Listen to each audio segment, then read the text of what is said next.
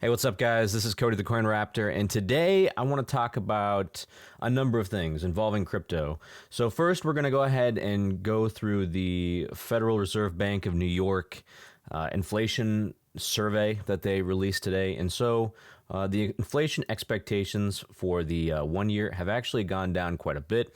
We can see here that it was much higher in October of 5.9%. Now it's at 5.2%. This is the median expected inflation rate. And so you can kind of see the market today rallying a little bit, and it might be due to some other news, but this is definitely and something important that the Fed's going to be paying attention to. And as the expectations for inflation are coming down, you kind of expect to see more bullishness in the market. All right.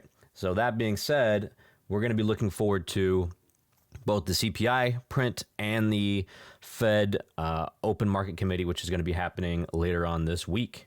So let's talk about our Bitcoin chart TA. So recently I talked about the weekly downtrend here. I have it outlined. You have the trend lines here at the top and at the bottom, and we can see that we've actually started to kind of breach this level here.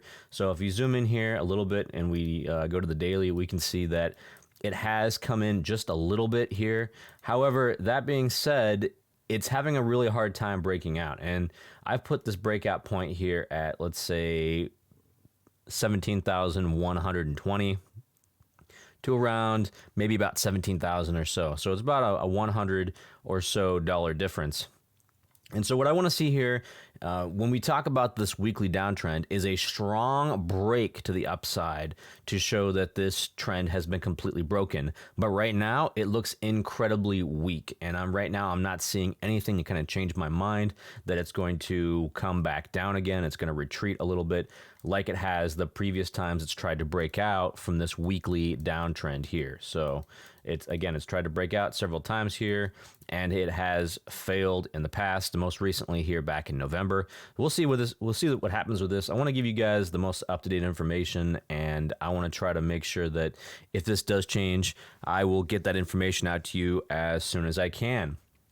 And if it does change, like I said, what you're looking at is a long-term price reversal, price trend change, and that would be to the bullish side, at least for the near term. Okay, so with Bitcoin, I also want to go ahead and take a look at the funding rate as well while we're here. So the funding rate right now is still negative. Shorts are still dominant right now. And something we can definitely pay attention to is the massive level of the negative funding rate. And this is back in yesterday or so, where it actually came all the way down here to a level that I haven't seen since, and I posted this on Twitter, a level I haven't seen since the 15th of November. And that usually, that was just before a big fall in the Bitcoin price. We'll see if that actually winds up happening this time or not. But it's so far, the shorts and the longs have been fighting still. The shorts right now are dominant, and any sort of extreme move to the upside could always cause a short squeeze. So that's something that we should always try to keep in mind when we take a look here at this funding rate. But generally speaking, the funding rate right now is showing that shorts are paying longs premium to maintain their position. So shorts are dominant in the market. So we're going to go ahead and take a look at Ethereum as well. So with Ethereum, we're going to zoom out here and just look at its own weekly downtrend. So again, it's very close to that level right now. I'll be monitoring this as much as I can. But if we take a look at the daily, we can see here, let me remove this a little bit here. We can see that it has, just like Bitcoin, it has kind of touched this level, and then it's come down a little bit. Now, you've seen with Ethereum, it has a history of doing this where it pops up a little bit and then it comes back down again. Just like with Bitcoin, what we're looking for is a strong break to the upside, and then we'll see some kind of trend change as well. Now, something also very important that I've noticed about Ethereum is Glassnode puts out this weekly newsletter that they put out, and they've actually included some important Ethereum metrics on here I wanted to talk to you guys about. So the first thing to talk about here is the proof of stake change in active validators. That's gone up pretty massively after the merge, right? The merge from proof of work to proof of stake. And we've seen that the number of validators has increased tremendously. But the more important thing I want to point out out here is the fact that they actually have noticed a deflationary Ethereum issuance, right? So the number of the Ethereum supply that has been issued is now pointing towards deflationary as opposed to inflationary. And I think that's really important here to point out, because one of the biggest criticisms of Ethereum is the fact that it seemingly has an infinite supply. But one thing we've noticed here is that after the merge or post-merge, that supply has gotten kind of reined in a little bit. And instead of having like an insane inflation rate, which is not good, frankly, for any sort of currency, instead now you're actually starting to see kind of a deflationary effect, which will hopefully in the future also raise the price of Ethereum, especially if this increases here, especially if we see some demand for Ethereum. Deflationary means there's not a lot of supply out there. And so when there's not a lot of supply out there and you get an increase in demand, you should see an increase in the price. So I don't know if this is going to wind up, if this is going to remain this way or not, but it's important to point out the fact that post-merge, it is now deflationary, all right? Coming back to the Ethereum price, we can see here that we have kind of an ascending triangle playing out here where you have a series of higher lows playing out. And then you have this incredibly strong resistance point of about $1,300 or so dollars. So one thing you expect to see is either this uptrend is going to get broken, or this support or this resistance level is going to get broken. So either the support's going to get broken or the resistance level is going to get broken, and it's going to happen probably within the next day or two or a couple of days. And as this situation develops, I will definitely let you guys know.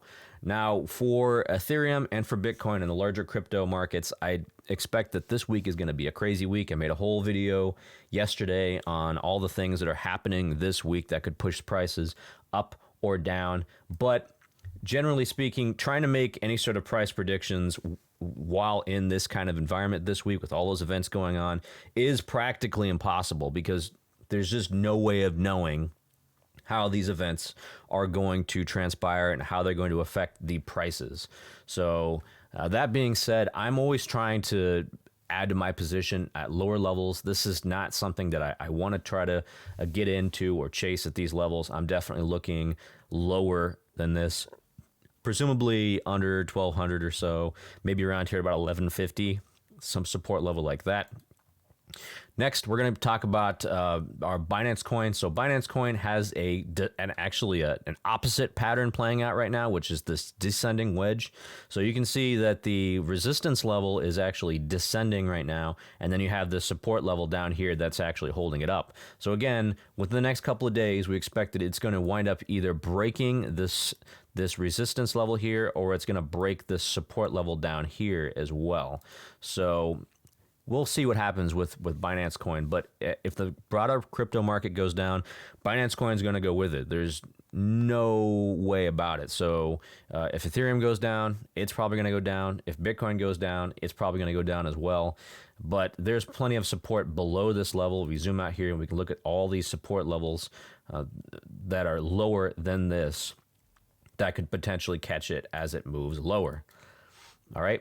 And then just real quick, I want to go ahead and talk about Solana as well. So Solana, we have the weekly chart here, and it's actually, again, kind of moved sideways. Solana really hasn't done anything for the past couple of weeks or so. For the past, 4 weeks or so, it's been moving basically sideways.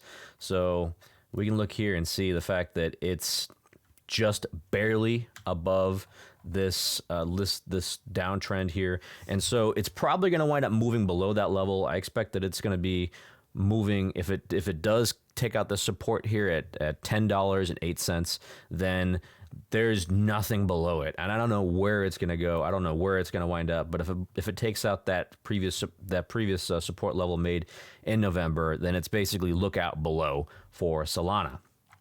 Okay. All right, guys. So that's all I've got for you today. If you like this content, like, subscribe. Let me know what your thoughts are on the market. I'm very curious to hear about how you're going to wind up playing this and what you think is going to happen this week as well.